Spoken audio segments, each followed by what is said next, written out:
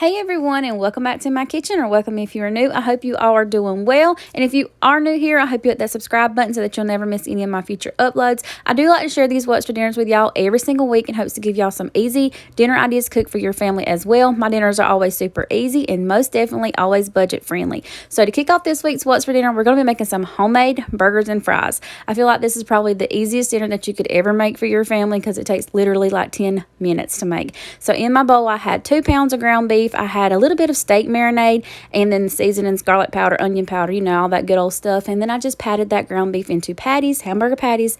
And then in my skillet, I've got some olive oil and I'm going to get that to heating up. Once my skillet is good and heated, I'm going to add in my hamburger patties and I'm just going to brown those until they're like well done all the way through.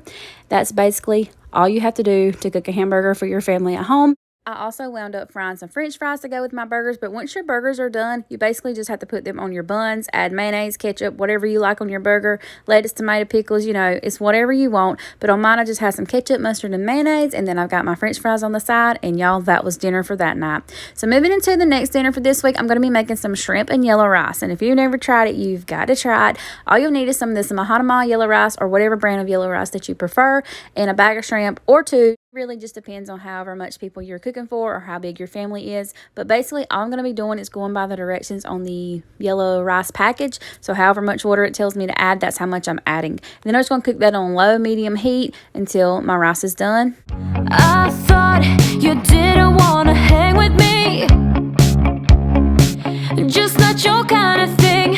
You'd rather sit under separate skillet from my rice. I did add some olive oil and some butter into my skillet and kind of let that skillet get heated up. And then I dumped in that 1 package of shrimp. I'm going to season it up with some garlic powder, some onion powder, and some seasoning oil.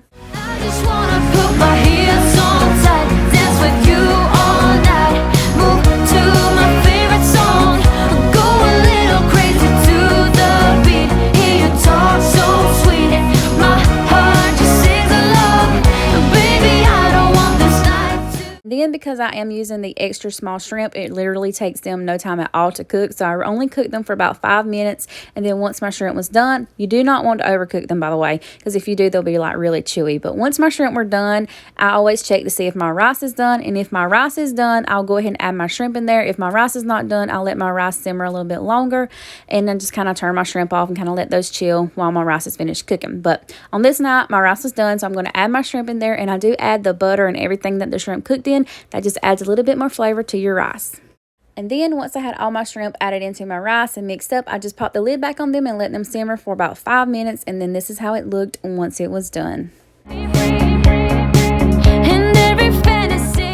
Moving into the third dinner for this week, we're going to be making a roast in the crock pot with some carrots and potatoes. I always love a good crock pot dinner. It makes my life so much easier, especially being I'm a working mama. I can put this in the crock pot in the morning before I leave for work, and when I come home, I don't have really much cooking to do. I just need to cook some sides or, you know, throw some things in the crock pot to cook while I'm cleaning up and helping with homework. I don't know. It just makes life so much easier. If you're a working mama, you know what I'm talking about. Or if you're a busy mama, you know what I'm talking about. Because even when I was a stay-at-home mama, I loved a good crock pot meal. So all I'm doing right here, y'all, is I just added my roast into my crock pot. I added some seasonings. You could add whatever kind of seasonings you want. I don't add a whole lot of seasonings to begin with, but I did also add some water, and then I put my lid on there and I cooked that on low all day. And then when I came home, I added my gravy mix, and I found this Tony Chachere's kind, or however you say it. I always just say the Tony's Creole seasoning.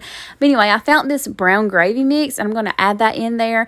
This was after I came home from work, you know, and I'm getting dinner ready for all my family and everything like that. So I just dumped some of that brown gravy mix in there, and I'm going to mix that up into the water with my roast. I don't want to waste no time. I don't want to waste no time. No, I don't want to waste no time. Then once I got enough gravy mixed into the water and everything, and it was the consistency that I was looking for, I threw in my carrots, and then I'm going to throw in some of these red potatoes that I washed and diced up. I'm going to throw them in there as well and kind of put the lid back on them while I do all the things around the house that I needed to get done.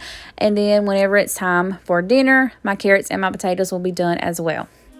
Are we down before we even started? Then here it was once it was all done, and I just cooked some rice, and then I served it on the bed of rice. It's getting harder. Moving moving into the next crock pot dinner that I'm going to be sharing with y'all this week. We're going to be making some smothered pork chops in the crock pot. So I've got this pack of thin cut pork chops, and I got those from Walmart. I've got a pack of Lipton onion soup, 2 cans of cream of mushroom, and 2 cans cream of celery.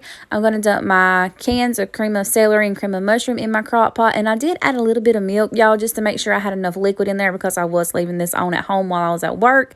And then I just added in my Lipton onion soup mix, and I kind of mixed that all up really well.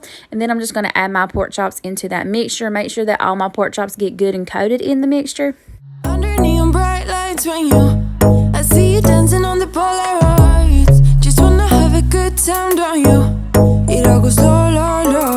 I don't wanna talk before the moment slowly slips away. Now, normally I would season my pork chops. For some reason on this morning, I forgot to season my pork chops. So I just kind of sprinkled in some of that seasoning and mixed it up in that cream of mushroom and cream of celery mixture. I mean, it's all going to be mixed up anyway, so why not? But anyway, just mix it all up together, and then I'm going to cook this on low for about 5 to 6 hours or until I get home and I'm ready to start making dinner for my family. If I come home and I'm not ready to make dinner yet, I always put it on keep warm so that the cooking stops, but it'll still be warm for whenever we get ready to eat. But anyway, you want to cook it on 5 to 6 hours. So here's how it looked once it was done. After the 5 or 6 hours, I did share that with y'all. But I don't always start assembling dinner whenever I'm showing y'all. I just kind of go ahead and get my footage that I'm going to be sharing. But to go with our smothered pork chops, I'm going to be making some green beans. So right here, I just got a family size can of green beans. I'm going to dump that into my pot, and I do add the water and all. I'm going to dump in 1 chicken bouillon cube and a little bit of this real bacon pieces. Just going to kind of let that simmer on low while I'm making my mashed potatoes. So to make mashed potatoes, I washed and diced and peeled up 5 to 6, maybe 7 potatoes. Then I'm going to add some water to my pot and some salt. I boiled them until they were done and I could mash them. So then I mashed them, added in some milk, butter, salt and pepper, and a little bit of sour cream. That's my little secret. And I just mixed that up really well. And then I had some of the Sister Schubert's yeast rolls to go with it. And then here was my green beans once they were all done. Now it's time to plate up our plate. And here was our plate once it was all plated up. We had our mashed potatoes with some of that gravy. That cream of mushroom and that cream of celery always turns into a really good gravy. Then I had my pork chops, my green beans, and my roll. So moving into the next dinner, y'all, we're going to be making some roasted barbecue chicken with some sides. Alright, so on my baking sheet, I have some boneless, skinless chicken thighs, and we're going to get to seasoning them up. To season them, I'm going to add some garlic powder, some onion powder, a little bit of lemon pepper, and a little bit of that McCormick seasoning salt, I think is what it's called. But anyway, I just sprinkled that on my chicken, and then I put that in the oven on 350 for about 30 minutes. And at the 30-minute mark, I took it out and added some of that Stubbs marinade barbecue sauce, and then I popped that back in the oven for about 30 more minutes. And then this is how it looks once it's done. And then to go with our roasted barbecue chicken, I'm going to make some potato salad. And I've shared potato salad over here on my channel many times. It's one of the first things I think I ever shared when I first started making YouTube videos over here, or what's for dinner videos. So all I did was add some washed, diced, peeled potatoes into a pot of water with some salt, and I added about 3 eggs. And I got that to boiling. When the potatoes were good and soft, I mashed them up, added in some mayonnaise, mustard, and relish, mixed that up really well. Then I also sprinkled in some paprika. So we also had some whole kernel of corn, and I just added butter, salt, and pepper in there and cooked that on low, as well as some green beans, and I just made those just like I made earlier in the video.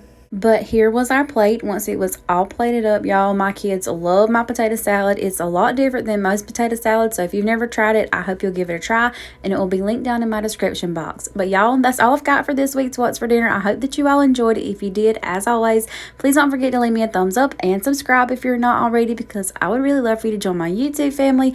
Thank you all so much for being here today, and I will catch you all in the very next one. Bye, y'all. Cigarette smoke, is it? That brings you on a